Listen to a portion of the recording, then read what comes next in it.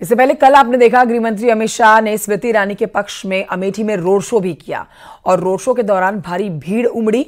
Road show के दौरान की तस्वीरें भी आप देख रहे हैं। अमित शाह ने कहा कि अमेठी और रायबरेली में बीजेपी की प्रचंड जीत होगी। बीजेपी 400 से ज्यादा सीटें जीतने वाली है। केंद्रीय गृह मंत्री अमित शाह का रोड शो आप देख सकते हैं। अमेठी की गलियों में भारी भीड़। आप ये तस्वीर देखिए कि अमेठी की गलियों में किस तरीके की भीड़ है और ये हुजूम आप भीड़ का देख सकते हैं। सर, पूरे देश का आप लगातार चुनावी अभियानों में जुटे हुए हैं। क्या माहौल सर भारतीय जनता पार्टी का आप देख रहे हैं? देखिए, हम 400 से ज्यादा सीटों के साथ मोदी जी तीसरी बार प्रधानमंत्री बनने जा रहे हैं और अमेठी हम प्रचंड बहुमत से जीते। सर, जिस तरीके की बात की जाती है कि प्रियंका गांधी और कांग्रेस पार्टी कहती थी राशन का विरोध करती थी जो गरीबों को दिया जाता था, अब प्रियंका गांधी का बयान आया है कि 5 किलो की जगह सर 10 किलो राशन देगी कांग्रेस, जो कांग्रेस विरोध करती थी राशन का। उनको भी मालूम है उनको आना नहीं है। ये इंदिरा गांधी जी ने गरीबी हटाओ का झूठा नारा दिया था, ऐसा नारा है। मोदी जी ने 60 करोड़ गरीबों के लिए मजबूती के साथ काम किया है। राशन, दवाइयाँ, घर, शौचालय, बिजली, पीने का पानी और 5 लाख तक का इलाज, सब गरीब जानते। ये तस्वीर एक बार फिर हम दिखाएंगे। केंद्रीय गृह मंत्री अमित शाह जी के साथ में मौजूद हैं इनके रथ पर। सर, कांग्रेस पार्टी का अमेठी और रायबरेली में आप क्या जनादेह देख रहे हैं? सर, रायबरेली में राहुल गांधी चुनावी मैदान में हैं। दोनों सीटें भारतीय जनता पार्टी जीतने जा रही है। सर, अंतिम सवाल है कि अखिलेश यादव और राहुल गांधी, अरविंद केजरीवाल लगातार उत्तर प्रदेश में चुनावी अभियानों में सर जुटे हुए हैं। अरविंद केजरीवाल और अखिलेश यादव। सर, अरविंद केजरीवाल के लिए क्या कहेंगे? उत्तर प्रदेश में अखिलेश यादव और अरविंद केजरीवाल भी प्रेस कॉन्फ्रेंस में। उनको देखकर सबको शराब की बोतल याद आती है और शराब कांड याद आती है। आज केंद्रीय गृह मंत्री अमित शाह इस रोड शो में मौजूद हैं। भारी भीड़ यहाँ पर जुटी हुई है और केंद्रीय गृह मंत्री अमित शाह का कहना है कि भारी जीत, प्रचंड जीत और प्रधानमंत्री नरेंद्र मोदी एक बार फिर तीसरी बार देश के प्रधानमंत्री बनेंगे। कैमरामैन रवि के साथ संकेत मिश्रा, न्यूज 18 अमेठी।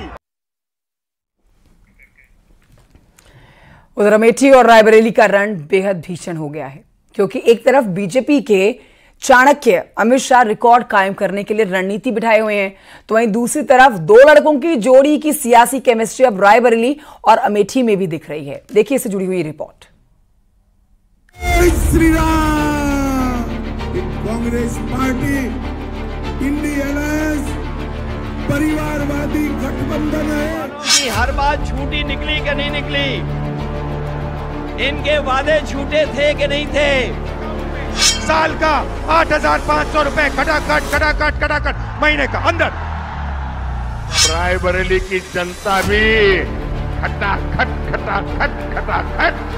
भेजेगी घर। उत्तर प्रदेश की सबसे हॉट सीट अमेठी और रायबरेली, जहां गांधी परिवार की प्रतिष्ठा दांव पर लगी है। राहुल गांधी के लिए साख का सवाल है और बीजेपी के लिए रिकॉर्ड कायम करने की चुनौती है। इसी रणनीति के साथ बीजेपी के चाणक्य एक तीर से 2 निशाना लगा रहे हैं। तो पीएम मोदी कह रहे हैं शहजादे अमेठी से गए, रायबरेली से भी जाएंगे खटाखट।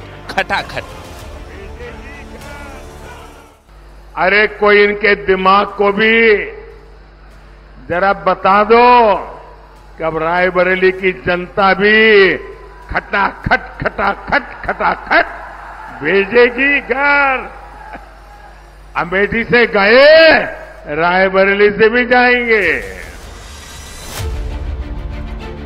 5वें चरण की लड़ाई इसलिए भी दिलचस्प है क्योंकि स्मृति ईरानी की अमेठी और राहुल गांधी की रायबरेली सीट पर वोटिंग होगी, जिसके लिए गांधी परिवार के साथ ही बीजेपी के चाणक्य ने भी मोर्चा संभाल लिया है और मंच से सियासी बाण छोड़े जा रहे हैं।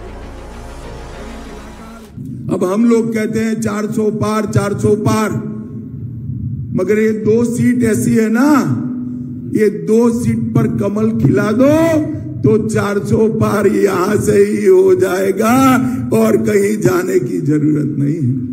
मुझे बताओ, रायबरेली और अमेठी में कमल खिलाओगे क्या? जरा जोर से बोलो, खिलाओगे क्या?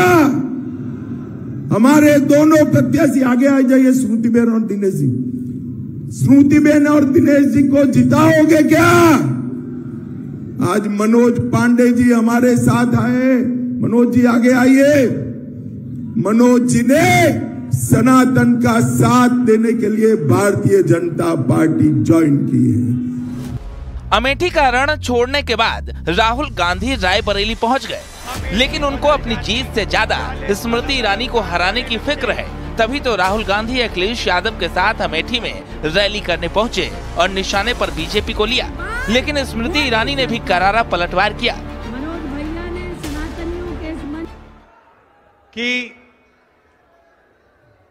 अमेठी पहली बार मैं यहां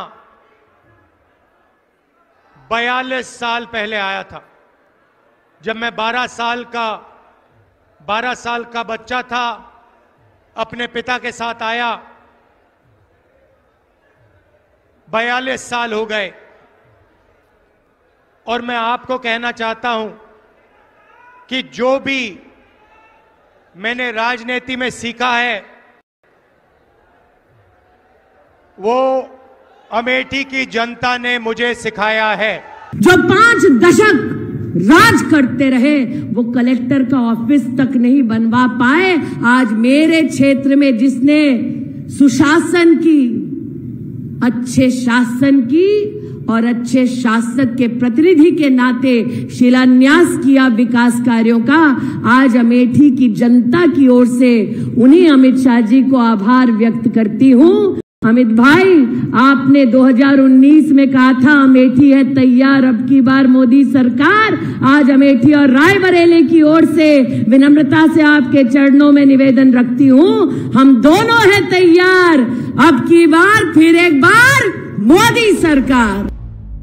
उत्तर प्रदेश में दो लड़कों की जोड़ी की सियासी केमिस्ट्री सिर्फ चुनावी रैलियों के मंच पर ही नहीं बल्कि जमीनी स्तर पर भी दिख रही है। अखिलेश यादव ने चुनावी तपिश के साथ ही अपने कार्यकर्ताओं को हिदायत दी थी कि उत्तर प्रदेश में जिन लोकसभा सीटों पर कांग्रेस चुनाव लड़ रही है वहां वो ये मानकर पूरी ताकत लगाएं कि सपा का उम्मीदवार ही चुनावी मैदान में है।